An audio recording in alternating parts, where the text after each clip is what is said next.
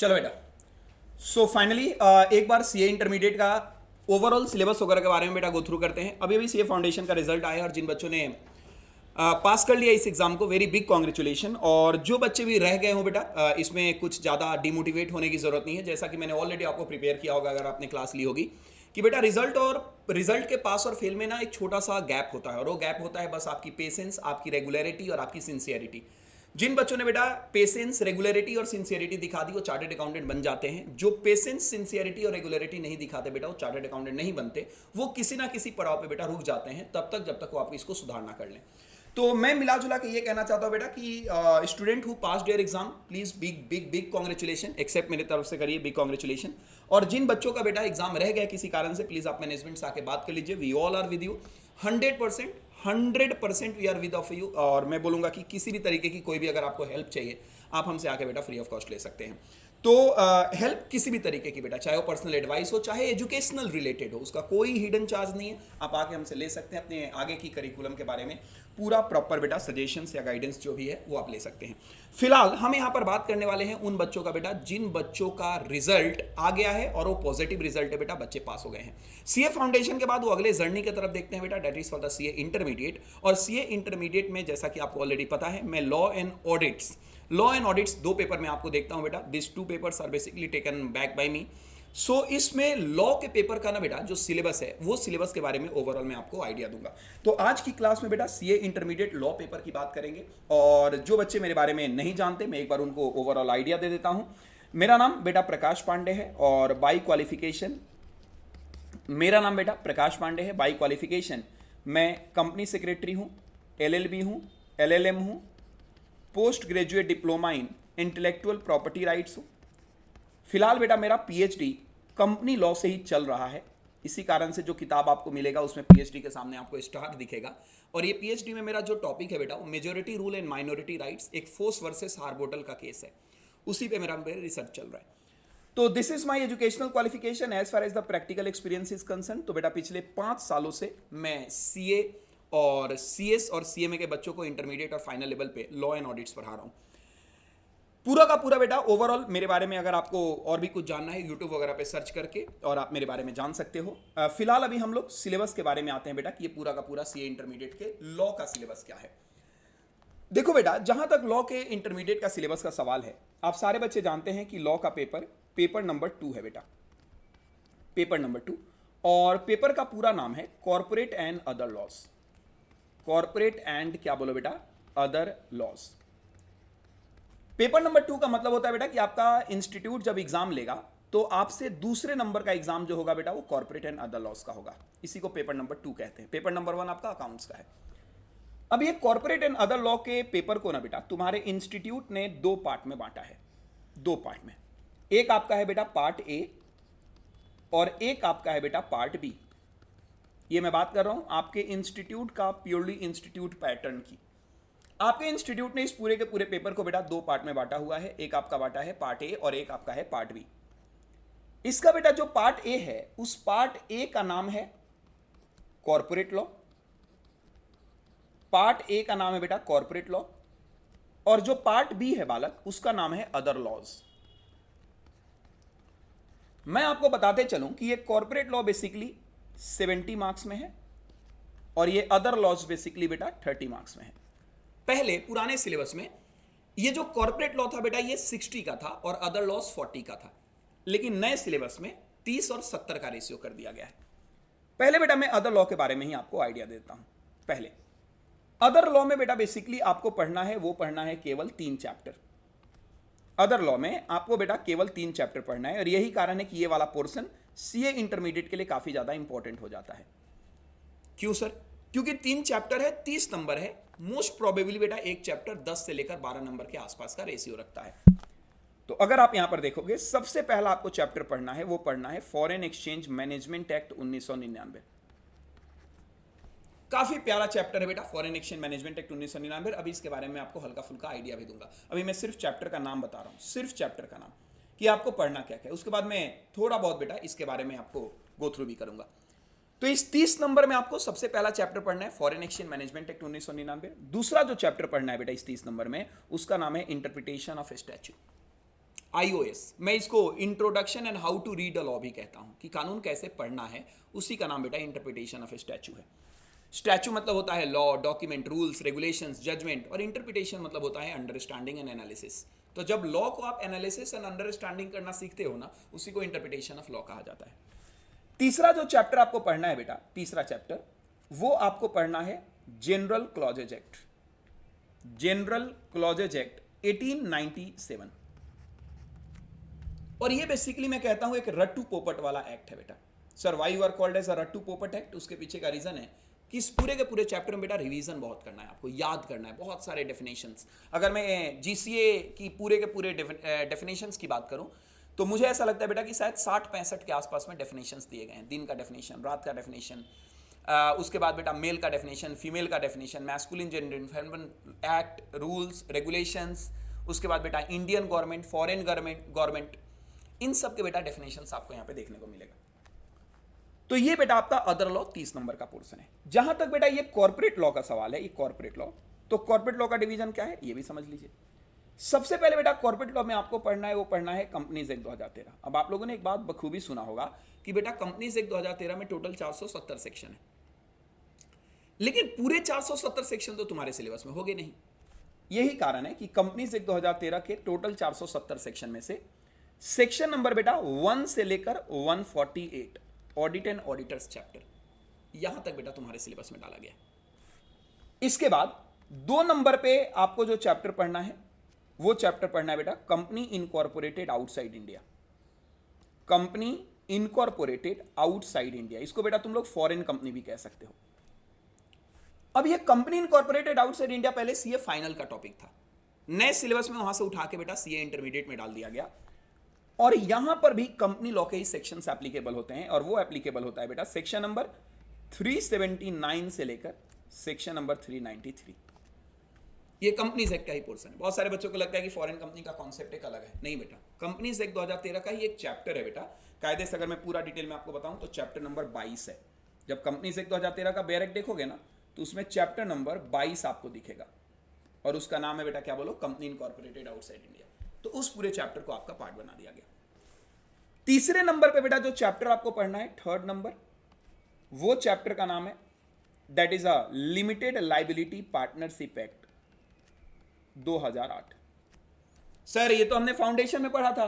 हाँ बेटा, ये आपने फाउंडेशन में पढ़ा था, लेकिन याद रखिएगा बेटा फाउंडेशन में जो एलएलपी आपने पढ़ा था उसमें रूल्स नहीं पढ़े थे आपने, डिसोल्यूशन आपने नहीं पढ़ा था, आप लोगों ने बेटा डायरेक्टर्स वगैरह के प्रोविजंस नहीं पढ़े थे, एनुअल रिटर्न की फाइलिंग नहीं पढ़ी थी, और ये सब चीजें बेटा यहां पे आपको देखने को मिलेगा। बुक्स ऑफ अकाउंट्स की मेंटेनेंस, बहुत सारे कॉन्सेप्ट बेटा एक्स्ट्रा है, एनुअल फाइनेंशियल स्टेटमेंट, बहुत सारे, ऑडिटिंग, ये सब कॉन्सेप्ट बेटा एलएलपी। तो एलएलपी यहां पर कंप्लीट पढ़ना है, आप लोगों ने फाउंडेशन में ओवरऑल पढ़ा था। ये बेटा मोटा मोटी आपका पार्ट ए 70 नंबर का सिलेबस है। आप बोलोगे सर सुनो, ये तो अदर लॉ से भी ज्यादा इंपॉर्टेंट है। आपने बोला अदर लॉ में 3 चैप्टर 30 नंबर, लेकिन यहां तो 3 चैप्टर 70 नंबर। नहीं बेटा, कायदे से ये 3 चैप्टर नहीं है। यहां तो मैंने डायरेक्टली आपको लिख दिया है कंपनीज एक्ट 2013। अरे भैया, कंपनीज एक्ट 2013 का जब आप चैप्टर डिवाइड करोगे तो लगभग 10-11 चैप्टर निकल के आएंगे। सेक्शन नंबर 1 बेटा प्रिलिमिनरी चैप्टर, अगर आप देखोगे chapter number 1 preliminary chapter, chapter number बेटा सेक्शन नंबर आपका 3 से लेकर 22 तक इनकॉर्पोरेशन, सेक्शन नंबर 23 से लेकर बेटा 42 प्रोस्पेक्टस, सेक्शन नंबर 43 से लेकर बेटा 72 शेयर कैपिटल, फिर उसके बाद 73 से लेकर आपका सेक्शन नंबर आ जाएगा 76 कैपिटल ए डिपॉजिट। ये सब चैप्टर का नाम बता रहा हूं जो आपको कंपनी से 2013 के अंदर पढ़ना है। फिर उसके बाद सेक्शन नंबर आपका 77 से बेटा 87 आ जाएगा चार्ज, फिर 88 से लेकर बेटा 122 आ जाएगा management and administration of the company, जिसको आप लोग मेंबरशिप एंड जनरल मीटिंग कहते हो। फिर उसके बाद 123 से लेकर 127 आ जाएगा डिविडेंड का चैप्टर, 128 से 138 आएगा आपका बुक्स ऑफ अकाउंट्स, और 139 से लेकर 148 ऑडिट एंड ऑडिटर्स। ये बेटा आपका चैप्टर है। तो नालायको ये मत सोचना कि बहुत नॉर्मल चैप्टर है या 3 ही चैप्टर है, बहुत चैप्टर है बेटा। टोटल मिलाजुला के अगर आप देखेंगे by hook by took 15-16 chapter बेटा लॉ का बनता है, लेंदी सिलेबस है बेटा। एक बार ये जो भी बातें आपने यहां पे डिस्कस की, इस पूरे के पूरे चीजों को एक बार मॉड्यूल से ही बेटा देख लेते हैं। ये तुम्हारा आईसीआई का मॉड्यूल है, टोटल 3 मॉड्यूल आएगा आपके सामने। और ये जो 3 मॉड्यूल आएगा बेटा, इसका सबसे पहले पेज में सारे सिलेबस के बारे में दिया गया है। ये देख बेटा, पार्ट 1 कंपनी लॉ 70 नंबर के लिए, पार्ट 2 अदर लॉस 30 मार्क्स के लिए, companies act 2013, limited liability partnership act, और कंपनीज एक्ट में मैंने बताया था बेटा 2 हैं, 1 से लेकर 148 है, और एक आपका है बेटा 379 से लेकर 393 तक। ठीक है बेटा, ये आपका पूरा का पूरा सिलेबस है। अब बच्चा ये कहता है कि सर एक बार आप ओवरऑल हमें बता दोगे क्या? तो बेटा जैसा कि मैंने अभी बताया था, कंपनीज एक्ट 2013 में टोटल बेटा आपको पढ़ना है 11 chapter, including incorporated outside India वाला, जो अभी मैंने सेक्शन का डिवीजन आपको बताया था, preliminary, incorporation, prospectus, share capital, deposit, charge, management administration, declaration and payment of dividend, accounts of company, audit and auditors, और ये कंपनी इनकॉर्पोरेटेड आउटसाइड इंडिया। ये 70 नंबर में बेटा आपको पढ़ना है। तो अगर सेक्शन बोलोगे तो सेक्शन नंबर 1, यहाँ पर सेक्शन नंबर बेटा आपका आ जाएगा, सेक्शन नंबर 1 और 2 प्रिलिमिनरी में है, यहाँ पर आ जाएगा 3 से लेकर 23, यहाँ पर आ जाएगा 3 से लेकर 22, यहाँ पर आ जाएगा 23 से लेकर 42, यहाँ पर आ जाएगा 43 से लेकर 72, 73 टू 76 कैपिटल ए, ये सेक्शन है बेटा जो कवर किया जाएगा।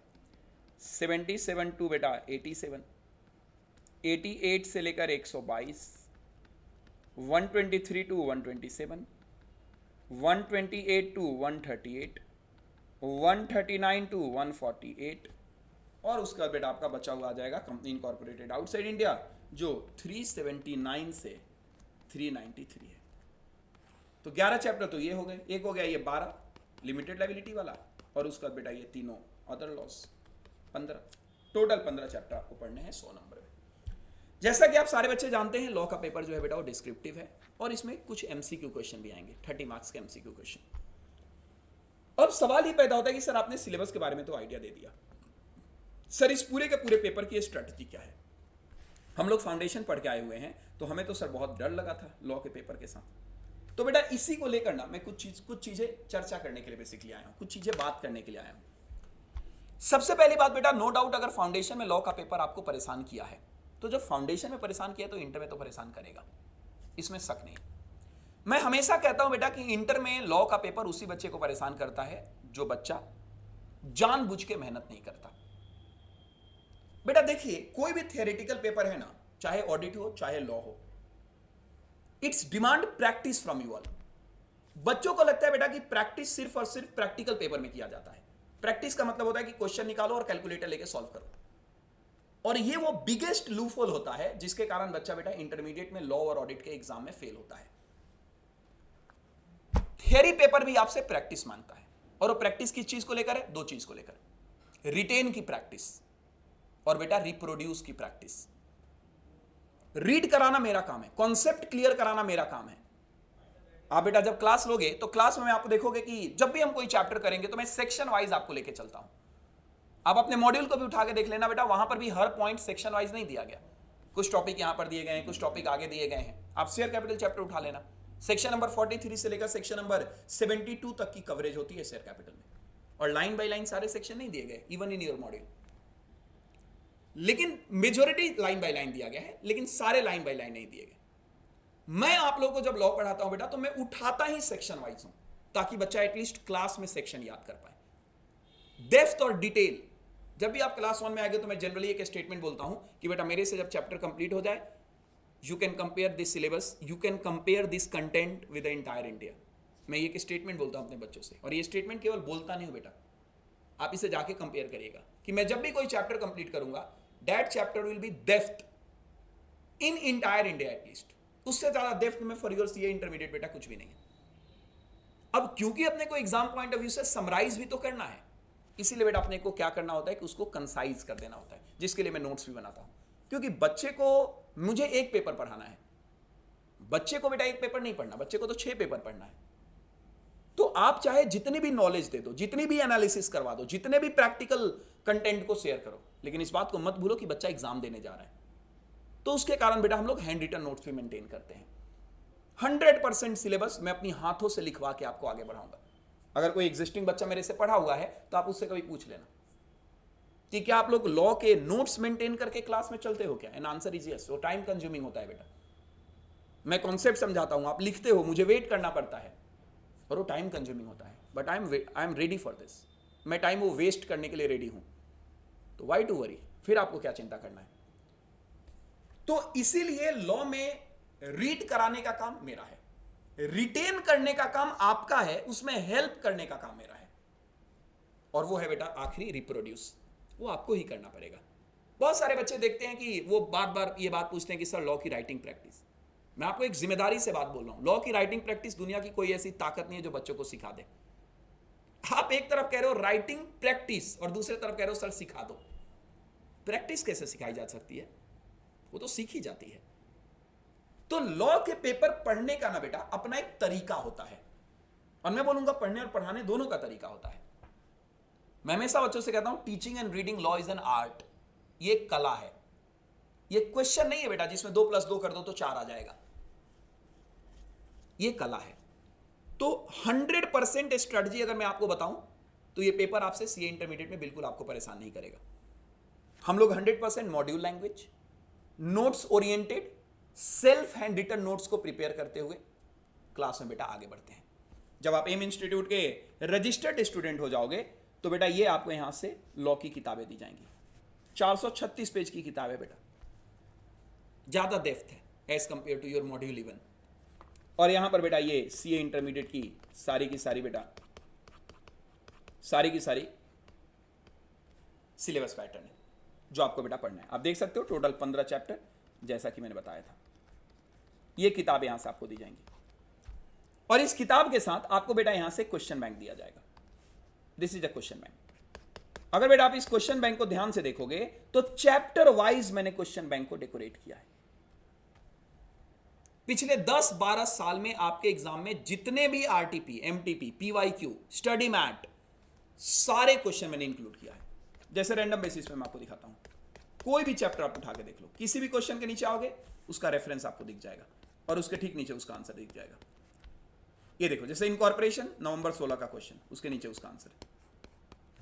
जनवरी 21 का आईसीआई मॉड्यूल एमटीपी नवंबर 18 का एमटीपी, सब अलोंग विद आंसर और उसका रेफरेंस। तो आपको इतने अच्छे तरीके से बेटा धो दिया जाता है ना educationally, you prepared for your exam. But all together आप एक बात मत भूलिए, मेहनत बेटा आपको ही करना होगा।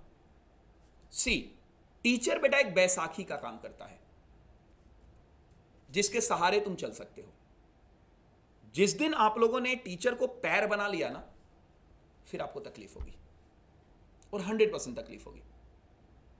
तो इसीलिए पेपर को पढ़ने का एक पैटर्न होता है बेटा, और मैं आपको ये प्रॉमिस करता हूं कि एटलीस्ट लॉ के पेपर में तो तुम फेल नहीं होंगे अगर आप लोगों ने बोली गई बातें, दिए गए कंटेंट्स और समझाई गई चीजों पे ध्यान दो, और एटलीस्ट सिर्फ उसी को बेटा अमल करो, तो रिवाइज करो, तो ये पेपर में कोई दिक्कत नहीं होगी। ये पेपर काफी प्रैक्टिकल पेपर है बेटा, बच्चा इसको थ्योरेटिकल समझता है।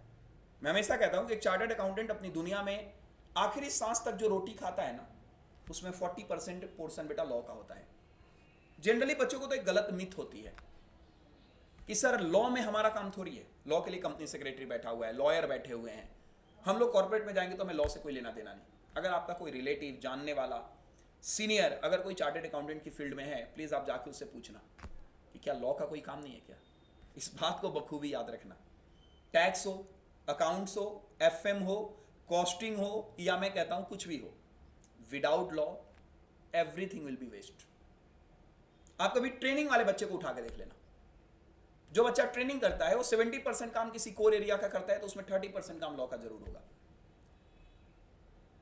तो बेटा लॉ की इंटरप्रिटेशन और एनालिसिस ये काफी इंपॉर्टेंट रखता है बेटा आपके प्रोफेशनल करियर को ग्रो करने के लिए।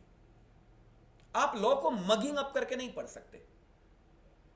जैसे मैं आपको इसमें एक चैप्टर बताता हूं बेटा, फेमा, फॉरेन एक्सचेंज मैनेजमेंट, क्योंकि बेटा ये एक जनरल डिस्कशन है आप लोगों से, इसलिए मैं कोई सिलेबस और कंटेंट पढ़ाने के लिए नहीं आया, मतलब मैं कोई कॉन्सेप्ट या कोई चैप्टर शुरू करने के लिए नहीं आया, मैं सिंपल जनरली डिस्कशन के लिए आया हूं आपसे। तो मैं एक चैप्टर का एग्जांपल देता हूं, foreign exchange management act 1999। I have seen कि फॉरेन एक्सचेंज मैनेजमेंट एक्ट 1999 बच्चों को रटवाया जाता है, और इसमें एक से एक टेक्निकल कॉन्सेप्ट आते हैं बेटा, schedule 1, schedule 2, schedule 3, section number 5 का, सेक्शन नंबर 6 का भी शेड्यूल 1, शेड्यूल 2, शेड्यूल 3, उस शेड्यूल के बेटा 8-8, 9-9 ट्रांजेक्शंस। अब उस टर्मिनोलॉजी को बच्चों को रटवा दिया जाता है, जबकि एक एक टर्मिनोलॉजी को समझाया जा सकता था ताकि बच्चा ऑटो पायलट मोड पर आकर रिटेन कर ले। तो जब आप लोग बेटा क्लास लाइफ को कैंपस लाइफ से मैच कर दोगे ना, तो थ्योरी पेपर को रिटेन करना आसान हो जाता है। थ्योरी पेपर को रिटेन करना आसान होता है। तो लॉ को पढ़ना नहीं, लॉ को सीखना चालू कर दीजिए, और जब लॉ आप सीखना चालू कर दोगे तो ये पेपर बेटा आपको आसान लग जाएगा, खुद ही आपको इंटरेस्ट क्रिएट होना चालू हो जाएगा। And then this same pattern happened with audit and strategic management. आपके पूरे सीए इंटरमीडिएट में बेटा यही 3 थ्योरेटिकल पेपर है, यही 3 है थ्योरेटिकल। एक आपका है बेटा ऑडिट का, एक आपका है लॉ का, और एक आपका है स्ट्रेटेजिक मैनेजमेंट का। तो फॉरेन एक्सचेंज मैनेजमेंट का मैं एग्जांपल दे रहा था, यहां पर एक एग्जांपल है बेटा, एक पॉइंट आता है call back service. Call back services ये प्रोहिबिटेड ट्रांजैक्शन की लिस्ट है। बोला जाता है कि जी हमारे देश में कॉल बैक सर्विसेज का फॉरेन एक्सचेंज नहीं दिया जाता है। मैं आपसे जनरली डिस्कस कर रहा हूं। अब आप देखना कि कॉल बैक सर्विस को एक्सप्लेन नहीं किया जाएगा, रटवा दिया जाएगा कि बेटा एक कॉल बैक सर्विस नाम का कॉन्सेप्ट होता है, तो अगर तुम जाओगे सरकार के पास तो आपको फॉरेन एक्सचेंज देने से मना कर देगी। अरे what is the call back services भाई, क्या है ये, क्यों मना कर देगी, क्या लॉजिक है इसका। सिमिलरली एक आपका कॉन्सेप्ट इसी फॉरेन एक्सचेंज मैनेजमेंट एक्ट में आता है, डिविडेंड बैलेंसिंग। डिविडेंड बैलेंसिंग और आपको रटवा दिया जाएगा कि फॉरेन एक्सचेंज नहीं मिलेगा अगर concept of dividend balancing is applicable. What the dividend balancing बेटा, this is called analysis and interpretation. This is called analysis and interpretation. तो मैं अपनी बात करूं तो बेटा मैं बच्चों को ऑटो पायलट मोड पे लाने में ज्यादा बिलीव करता हूं कि बच्चों के अंदर क्यूरियोसिटी ये डाल दी जाए कि बच्चा खुद से पढ़ सके। तो इस सिमिलरली बेटा इंटरप्रिटेशन ऑफ लॉ में तो मैं आपको एक्चुअली बताऊंगा कि ये पेपर क्या है। ये पेपर आपको सिखाता है बेटा how to read a law. Generally बच्चों को लगता है कि reading law is as simple as reading English.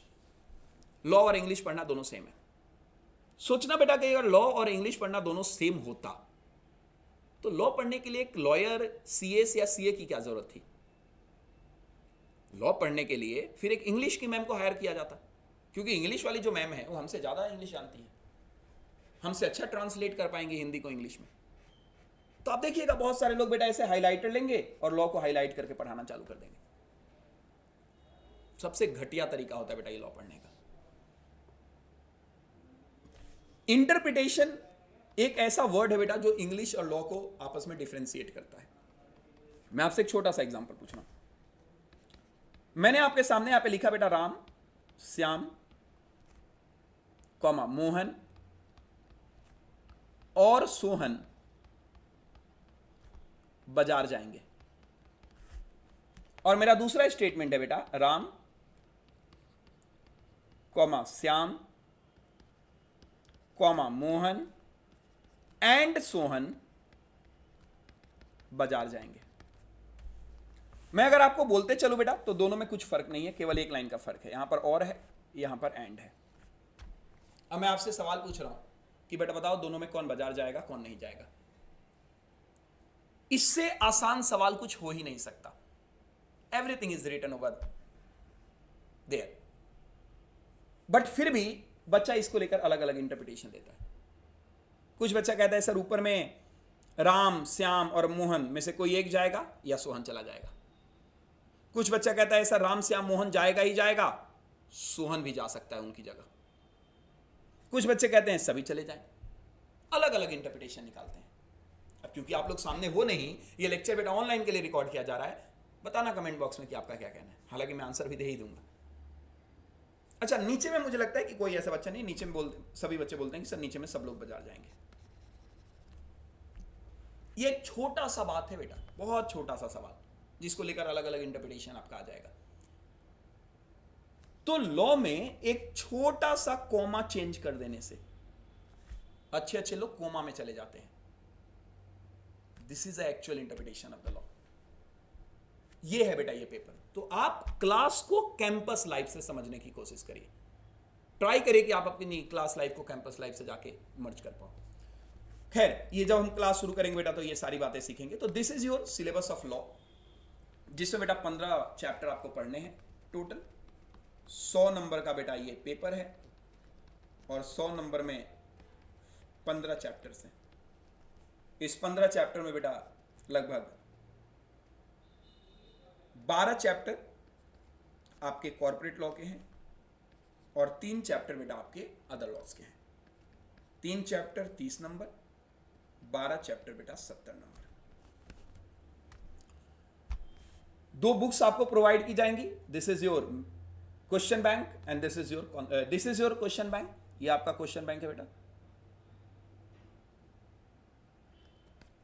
Yes, ये आपका क्वेश्चन बैंक है and this is your concept book. ये आपका बेटा कॉन्सेप्ट बुक है। इसके अलावा हम लोग राइटिंग प्रैक्टिस हाथों से करते हैं और चैप्टर वाइज बेटा आपका टेस्ट होता है। Are you sure? तो दिस इज वेरी शॉर्ट मैं बोलूंगा analysis and introduction of your law paper. ज्यादा बेटर होगा बेटा कि मैं जब चैप्टर नंबर 1 से आपके साथ शुरुआत करूंगा, that is incorporation of company, most probably demand, क्योंकि बेटा बहुत सारे बच्चे ये कहते हैं कि फाउंडेशन में हम लोगों ने इंट्रोडक्शन पढ़ लिया है। तो सर अगर फाउंडेशन में आप लोगों ने इंट्रोडक्शन पढ़ लिया तो बच्चों का ये कहना है कि सर कुछ नए तरीके से शुरू करें, क्योंकि सर ऐसा लगता है कि फाउंडेशन में ही बैठे हैं। तो बहुत सारे बच्चों के डिमांड पे मैं क्लास को बेटा प्रोस्पेक्टस से भी शुरू कर सकता हूं, क्योंकि 2 चैप्टर, पहला चैप्टर बेटा प्रिलिमिनरी और दूसरा चैप्टर है इनकॉर्पोरेशन। नॉट फुल इनकॉर्पोरेशन, लेकिन इनकॉर्पोरेशन का जो पहला पार्ट है ना बेटा, वो तुम लोगों ने फाउंडेशन में पढ़ा होगा। इनकॉर्पोरेशन में पढ़ना है आपको प्रोमोटर का डेफिनेशन, एमओए का डेफिनेशन, एओए का डेफिनेशन, कंपनी का इनकॉर्पोरेशन सेक्शन 7 का, कंपनी का फॉर्मेशन सेक्शन 3 का, सेक्शन 3 कैपिटल ए कि अगर मेंबरशिप की लिमिट बेटा रिड्यूस हो जाती है बिलो द स्टैट्यूटरी लिमिट तो याद करो 6 महीने का टाइम दिया जाता है, नहीं तो मेंबर की लायबिलिटी अनलिमिटेड हो जाएगी। ये सब पढ़ना है आपको स्टार्टिंग में। और उसके बाद बेटा जब हम आगे बढ़ जाएंगे तो नया कॉन्सेप्ट, रजिस्टर्ड ऑफिस का concept, alteration of MOA, alteration of AOA, conversion of company, ये सब नया नया कॉन्सेप्ट है। तो कुछ बच्चों का कहना होता है कि नहीं सर प्रोस्पेक्टस से डायरेक्टली चैप्टर चालू करिए, एकदम नया, ऐसा लगे कि हमें इंटरमीडिएट में बैठे हों। तो as demand by you all मैं आप लोगों के साथ नया चैप्टर चालू करूंगा और वो नया चैप्टर प्रोबेबली बेटा प्रोस्पेक्टस एंड अलॉटमेंट होगा। हालांकि अगर तुम बोलोगे तो इनकॉर्पोरेशन से भी मैं चालू कर सकता हूं। Are you sure? तो this is very short information जो मुझे आप लोग को देना था बेटा। हम लोग मिलते हैं अपनी क्लास 1 में। अगर आप लोग class 1 in the sense law की क्लास नंबर 1 जिसमें हम नए चैप्टर की शुरुआत करेंगे बेटा, तो अगर आप लोगों को हमारे साथ अपने करियर को आगे लेकर चलना है, प्लीज़ आप मैनेजमेंट पे बात करिए, ज्वाइन करिए। हम आपके साथ आपके फ्यूचर करिकुलम को लेकर आगे बढ़ने के लिए तैयार हैं। जो कुछ भी छोटी मोटी हेल्प हो सके, educationally, personally, everything we are available for you all. Thank you so much, God bless you बेटा।